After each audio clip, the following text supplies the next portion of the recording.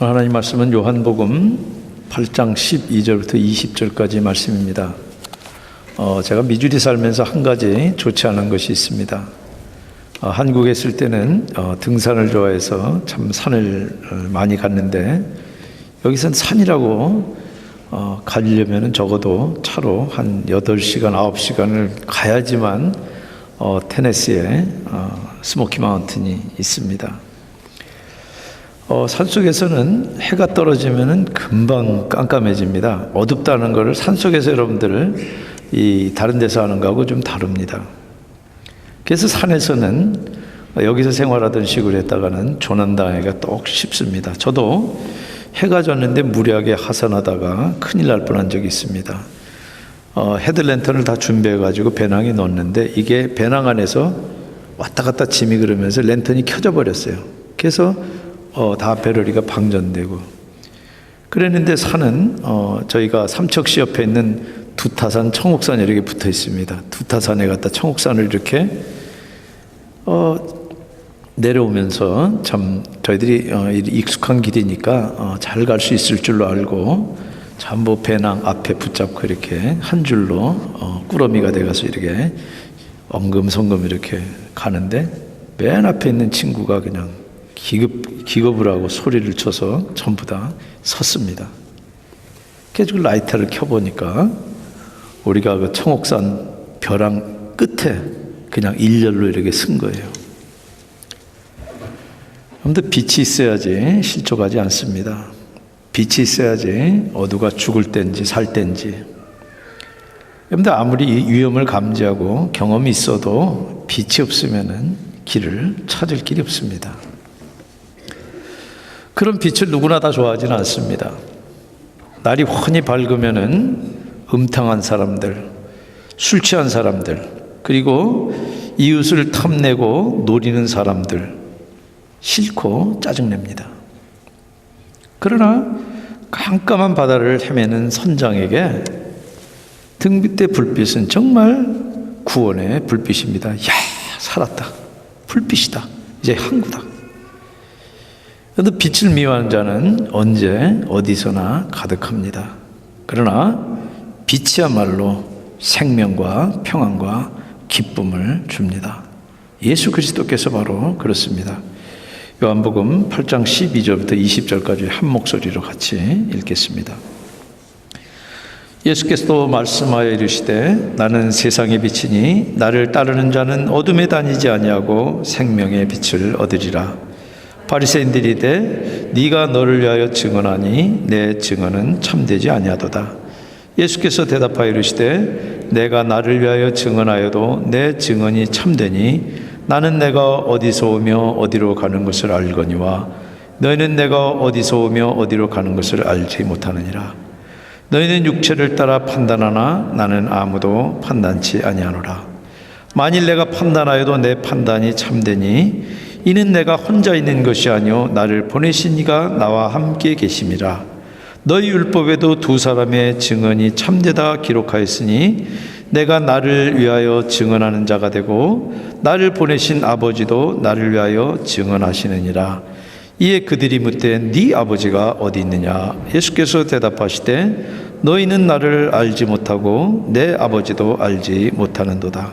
나를 알았더라면 내 아버지도 알았으리라. 이 말씀은 성전에서 가르치실 때 헌금함 앞에서 하셨으나 잡는 사람이 없으니 이는 그의 때가 아직 이르지 아니하였음이라. 아멘. 잠깐 같이 기도하시겠습니다. 성령 하나님, 이 시간 이 자리에 충만케 구도자들에게 또 사랑하는 주의 백성들에게 주의 음성을 친히 듣게 하여 주시옵소서. 그래서 우리들이 가지고 있는 선입견들, 경험들, 우리들의 그 진영 논리들, 하나님 나라의 진영 논리에 다 녹아지는 그런 시간 되게 하여 주시옵소서. 예수님 이름으로 기도합니다. 아멘. 여러분들, 오늘 이 말씀은 초막절에서 일어난 장면입니다. 앞에 7장에 초막절 장면이 있다가 7장 마지막 절부터 8장 11절까지 간음 중의 현장에서 잡힌 여인의 에피소드가 들어가고 계속해서 이어지는 그런 장면입니다.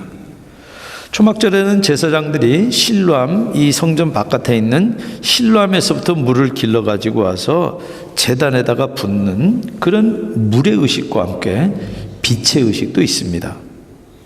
아침 제사 때마다 거기 길러온 물을 성전 제단에다가 포도주와 함께 이렇게 붓는 것이 물의 의식인데, 그것을 가리켜서 예수님께서 당신이 바로 생수의 근원이다, 이렇게 말씀하셨어요.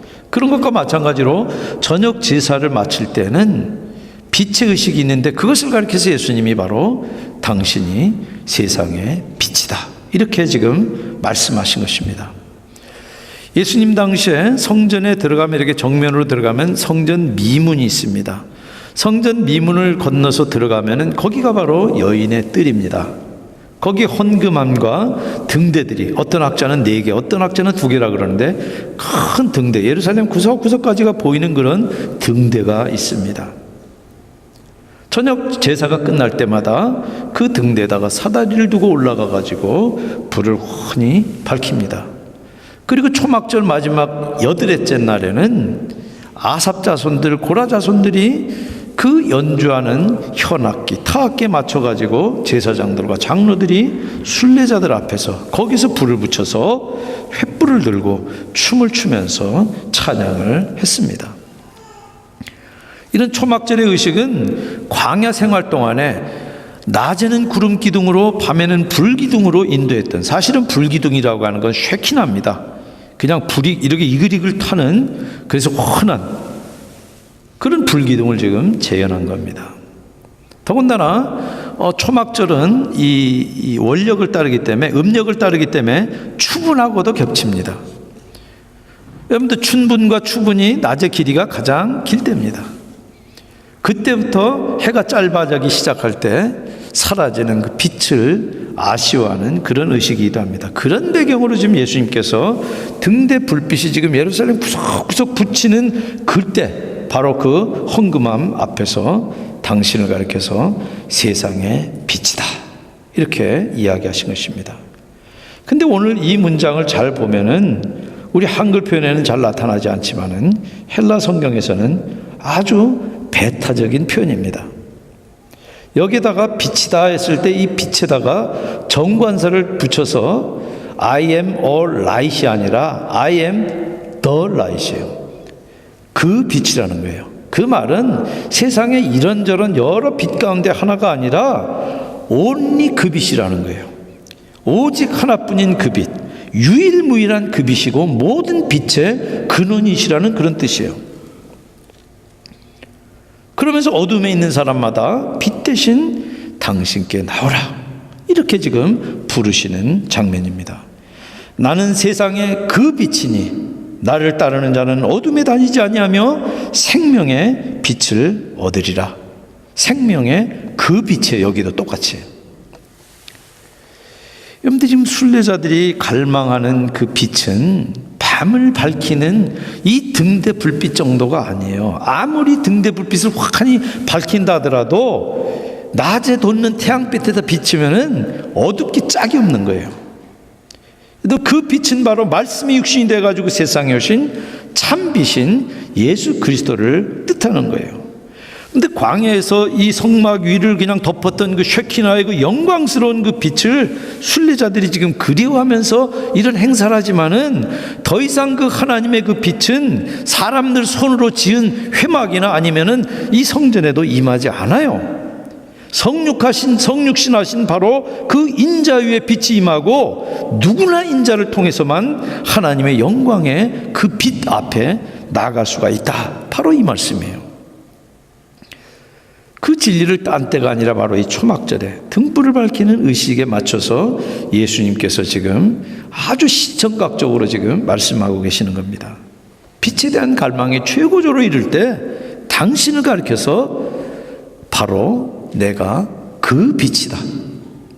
유대인들만을 위한 빛이 아니라 온 세상을 밝힌 바로 그 빛이다.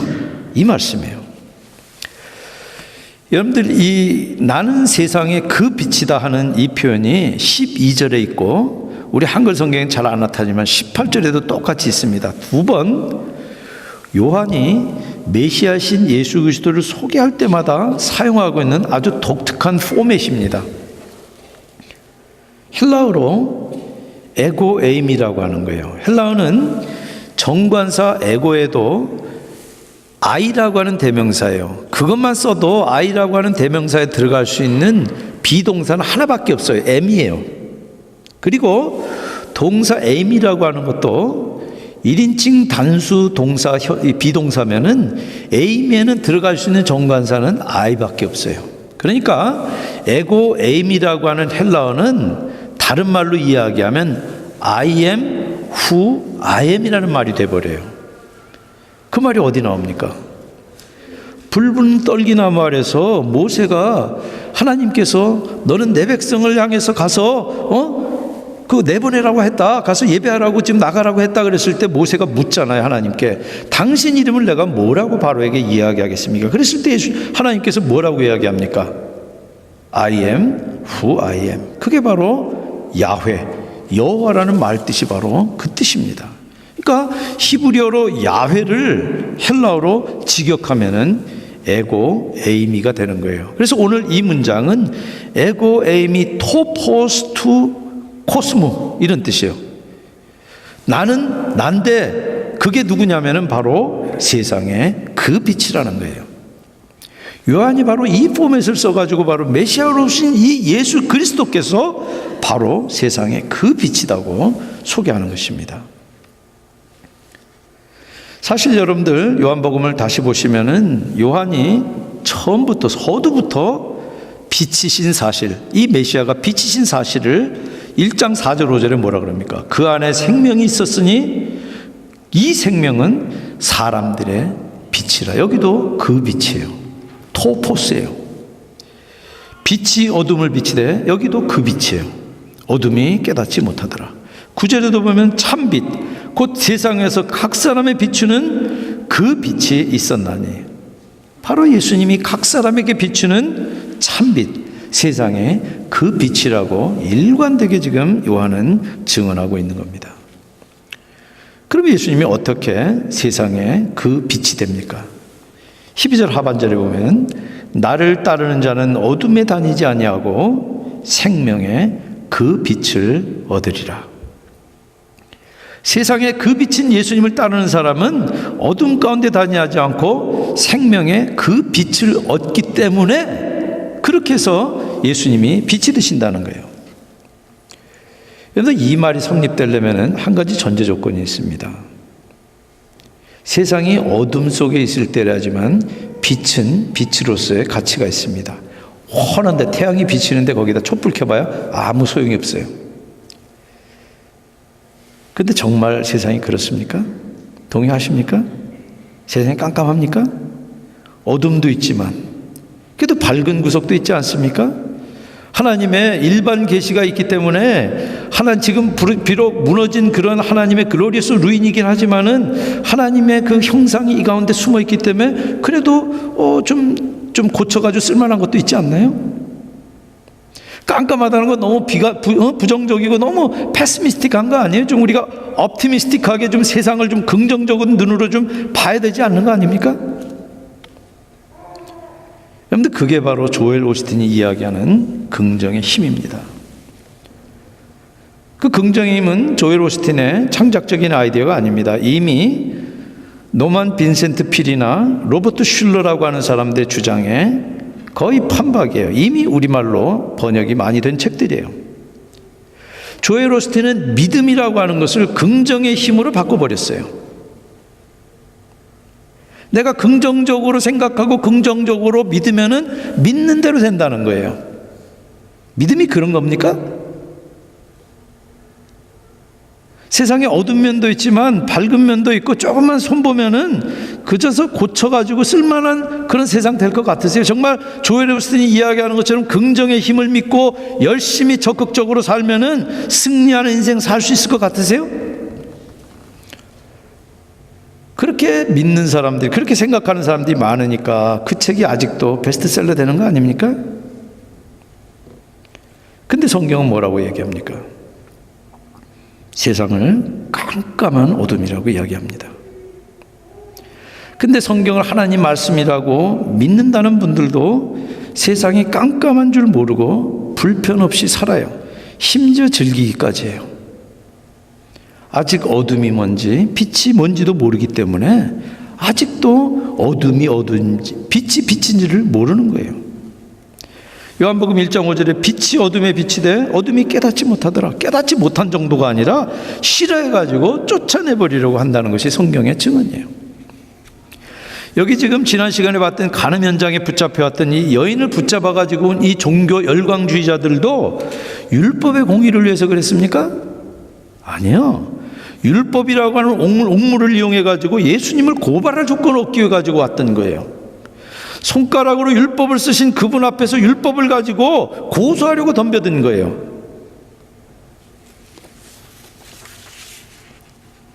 정말 율법으로 하나님을 섬긴다는 유대인들, 그 중에서도 열광적으로 종교에 미쳐있는 그 사람들조차 이렇게 깜깜한 어둠 속에 있다면은 나머지는 말할 것도 없는 거예요. 그러다가 그 빛이 환하게 비쳐가지고 자기들의 속셈과 그리고 어둠 속에 감춰져 있던 자기들의 실체가 밝히 드러나니까 슬그머니 하나 둘 달아나 버린 거예요. 그런데 하나님의 율법을 가지고 있는 유대인들이 그랬다면 이방인들은 말할 것도 없어요. 당연히 깜깜한 어둠 속에 있는 겁니다. 어둠 속에 있다는 표시는 어둠이 어둠인 줄을 모른다는 겁니다. 여러분들, 인간들이 인간 스스로 자기 인생의 주인이 돼서 살고 있어요. 왜 낙태를 하십니까? 그거야. 내가 내 몸의 주인이니까 내가 내 몸을 마음대로 할 수 있는 권한이 있다는 거예요.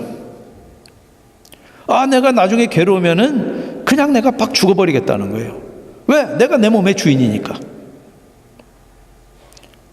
왜 동성애를 하느냐 그러면은 내가 내 인생 내가 즐거워서 그렇게 사는데 so what?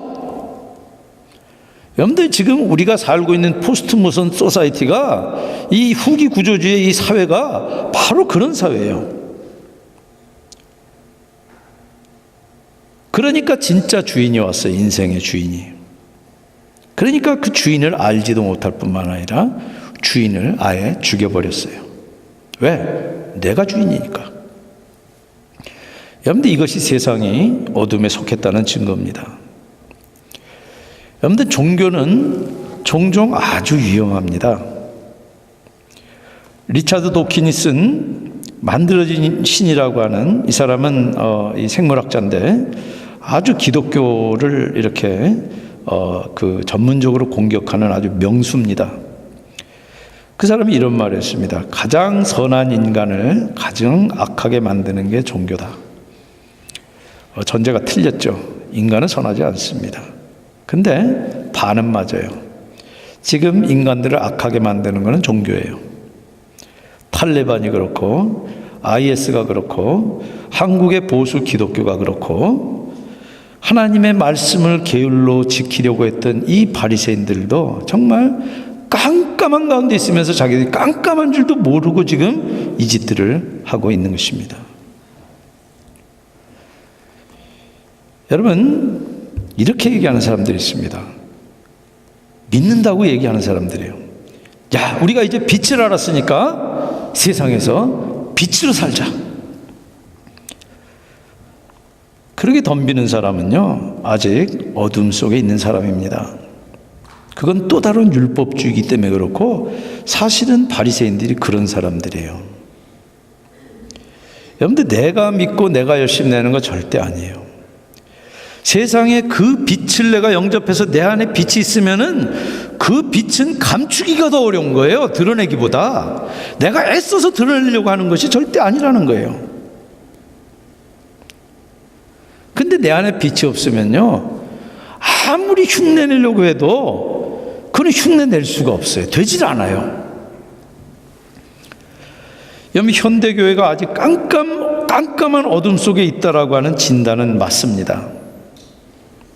그런데 어떻게 그 어둠에서 벗어나야 될지 그 처방들을 들어보면은 거의 대부분이 또 다른 율법주의를 말을 해요. 예수를 본받자, 일어나서 빛을 발하자 그래요. 근데 착각하지 마세요. 사람들은 절대 발광체가 아니에요. 그리고 발광체는 될 수가 없어요. 반사체예요.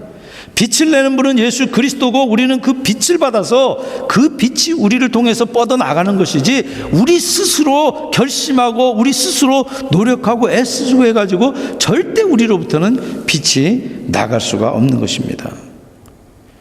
그러려면 우리가 먼저 예수 그리스도께 빛을 받아야 돼요. 그리고 그 빛 안에서 우리들이 끊임없이 공급을 받아야지 그 빛이 반사되는 것이지, 스스로 반사하려고 하니까 그냥 추하고 더럽고 인간적인 것들이 계속 교회를 어지럽히는 일들이 생겨나는 겁니다. 그럼 여기 예수님이 나는 세상의 빛이니 나를 따르는 자는 어둠에 다니지 아니하리라, 이게 무슨 뜻입니까? 그런데 생생한 이 모델 케이스가 바로 그 다음 장 9장에 나옵니다. 예수님께서 가시다가 나면서부터 소경된 사람을 만나요. 그래서 그 사람을 측은하게 여기고 땅에 침을 뱉어가지고 진흙을 이겨서 그 사람 눈에 바르고 실로암, 바로 지금 이 초막절에 가서 길러다가 뿌렸던 그 실로암 못에 가서 씻으라. 가서 씻으니까 눈을 뜨고 빛을 봅니다. 이 사람은 육신의 눈을 뜨는 경험을 했는데 이것 때문에 영적인 눈, 믿음의 눈이 떠져요. 그리고 그 빛 예수를 알아봐요. 바리새인들이 이 눈뜬 소경을 몰아세워가지고 예수님을 죄인으로 모으려고 음모를 꾸밉니다.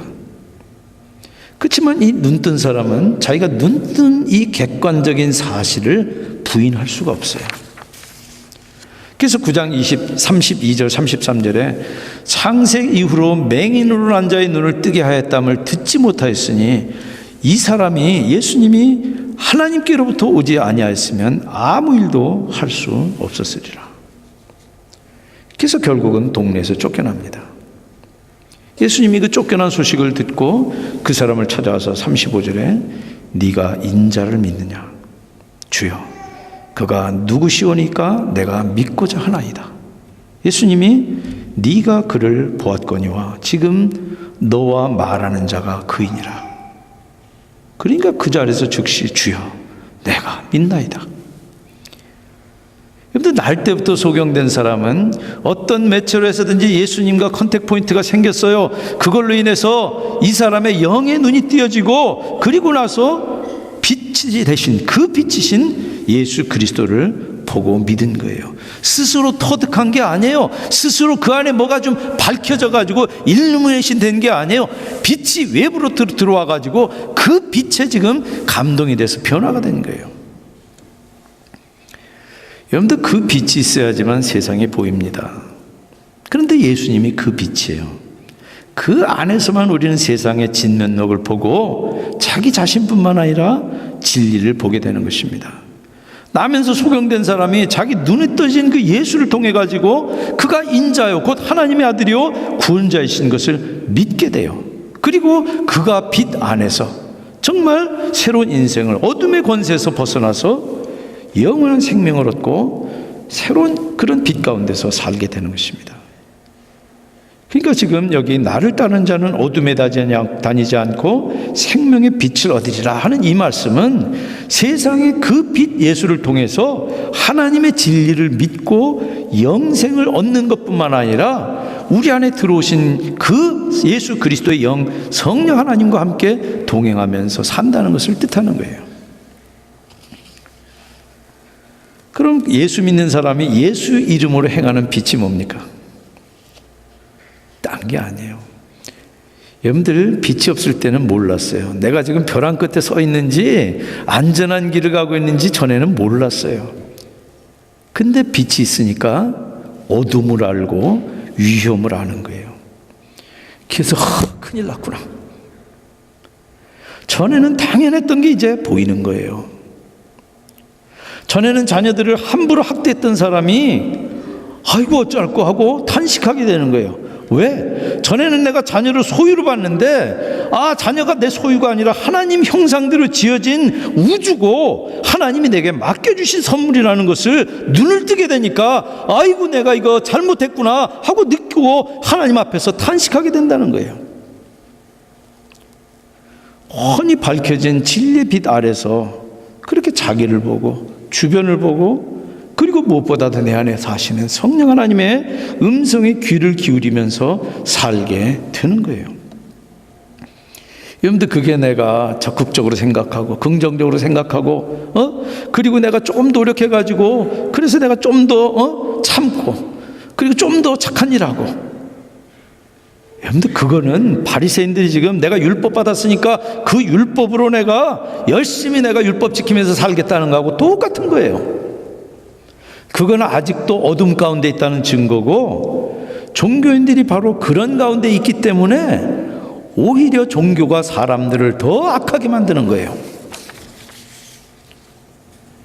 그래서 심지어 지금 윤리학자들이나 사회학자들이 종교는 사회적으로 사람을 건강하고 균형 잡히게 만드는 것이 아니라 더 사이코패스를 만든다, 소시오패스를 만든다고까지 주장을 해요.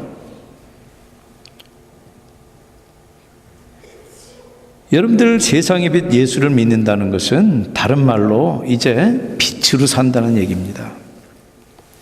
빛이 비추기 전에는 저는 다 그냥 제 잘난 맛에 산 거예요.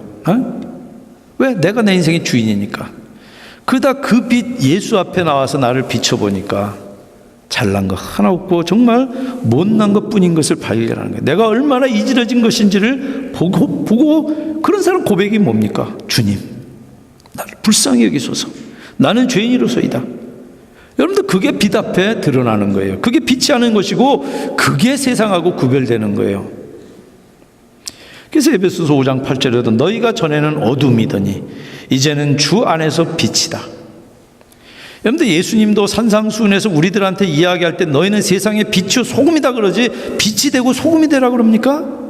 아니에요. 누구든지 예수 그리스도하고 컨택트해서 엔카운터 한 사람들은 그 사람이 그 엔카운터 때문에 그냥 빛이 되고 그냥 소금이 돼 있는 거예요. 마치 두 번째 돌판을 받기 위해 가지고 모세가 시내산에 올라갔을 때 그 돌판을 받아가지고 내려오니까 사람들이 모세를 쳐다볼 수가 없어요. 왜? 얼굴이 훤해가지고 무서워서 쳐다볼 수가 없는 거예요. 예수 하나님을 만나고 나니까 그 하나님의 빛이 그 얼굴에 그냥 가득해서 수건으로 가릴 수밖에 없게 된 거예요. 그런 현상들이 믿는 사람들 삶 가운데 있는 거예요.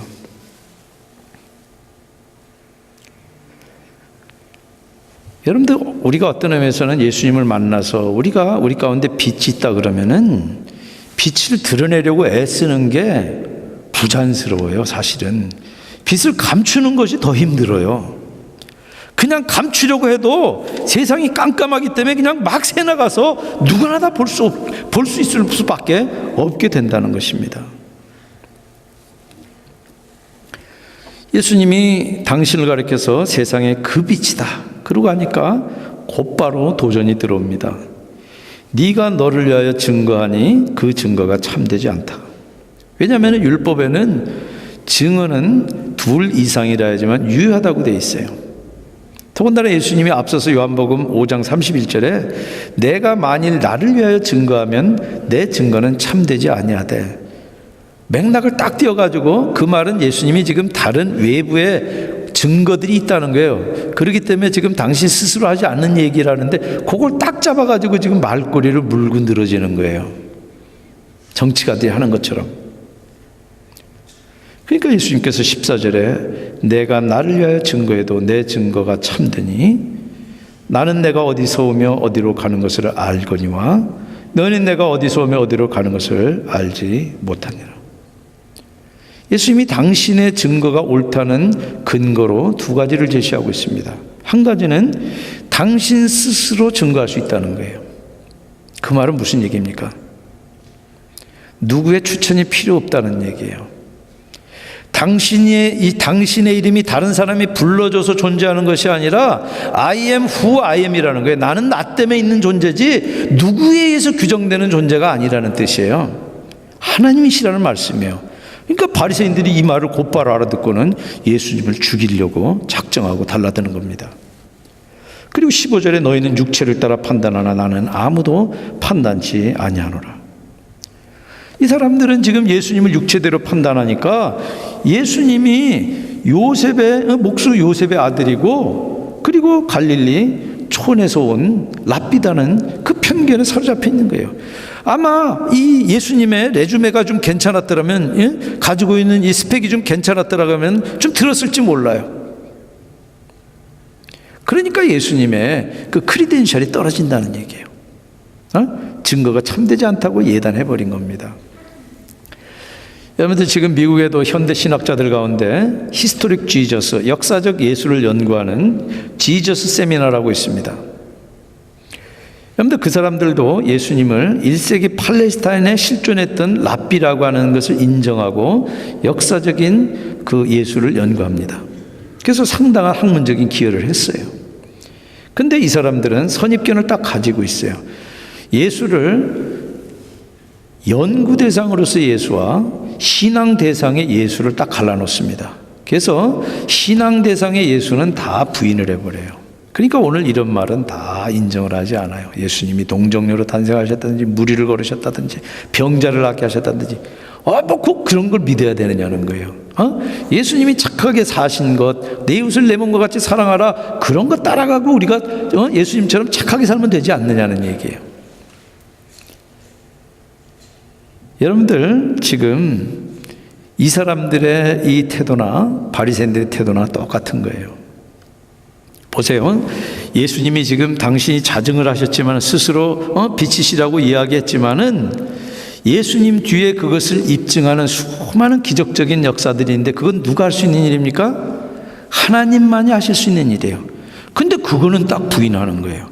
그러면 결국 우리는 믿는데 이성적으로 이해되는 것만 믿겠다는 거예요. 그러니까 결국 바리새인들이나 여기 지금 지저스 세미나에 속해 있는 이 사람들이나 결국 믿는 대상은 연구 대상으로서 예수님밖에 믿지 않는 거예요. 그래서 지금 이 바리새인들의 도전은 7장 27절부터 30절까지 있는 도전하고 아주 판박이 똑같습니다. 그러니까 바리새인들이 예수님이 그 말을 받아가지고 곧바로 뭐라 그럽니까? 39절 전반절에 네 아버지가 어디 있느냐 이러고 나와요. 그 말에는요 조롱하는 뉘앙스가 깔려 있어요. 이 사람들 다 그 동네 다 아는 사람들이에요. 우린 네 애비 요셉이 이미 다 죽은 거 다 알고 있다. 근데 무슨 지금 뻥을 치느냐 이 말이에요. 그러니까 이 사람들은 결국 예수 그리스도께서 하신 여러 가지 기적적인 일들이나 그리고 예수님의 그 메시지가 가지고 있는 어떤 그 일관성이나 이런 것들은 다 부인하는 거예요. 그냥 눈에 보이는 것만 가지고 그리고 우리가 확인할 수 있는 어떤 경험적인 것만 가지고 예수님을 평가하고 판단한 것입니다. 그래서 그 뒤에 보내신 하나님을 부인하는 거예요. 얼마나 아이러니인지 모릅니다. 바리새인들은 예수님을 가장 잘 안다고 자부한 사람들이에요. 지저스 세미나에 있는 사람들 얼마나 깊이 연구하는지 몰라요. 오리지널 다큐멘트들까지 가지고 그냥 고고학적인 것까지 가지고 막 그냥 연구해서 1세기의 그 상황과 맥락과 이 모든 문화들을 리컨스트럭트 해가지고 역사적인 지저스를 해석하려고 애를 써요. 근데 그 사람들이 진영 논리에 딱 빠져 있어요. 신앙 대상으로서 예수와 연구 대상으로서 예수를 딱 갈라놓고 그 선을 넘어가지 않아요. 그러니까 절대 그 사람들은 믿을 수가 없는 겁니다. 여러분들, 종교적인 열심이, 학문적인 열심이 오히려 믿음을 방해하고 있는 것입니다. 여러분들, 예수님은 세상의 그 빛입니다. 누구든지 예수님을 믿고 그를 따르는 자는 어둠에 다니지 않고 생명의 빛을 얻게 됩니다. 예수님은 1세기에 이 바리새인들과 이 순례자들 앞에서만 그 말씀하신 것이 아니라 지금 2016년도 오늘 콜롬비아 제1장로교에서도 동일한 말씀을 저를 통해서 지금 하고 계시는 거예요. 나는 세상의 빛이니 나를 따르는 자는 생명의 빛을 얻으리라. 성령 하나님께서 우리들에게 은혜를 주셔서 우리로 정말 예수님께서 부르시는 이 음성을 친히 듣게 하시기를 바랍니다. 그래서 정말 그 생명의 빛을 얻고 빛 가운데 살아가는 저 여러분들 다 되시기를 주님의 이름으로 축원드립니다. 같이 기도하시겠습니다.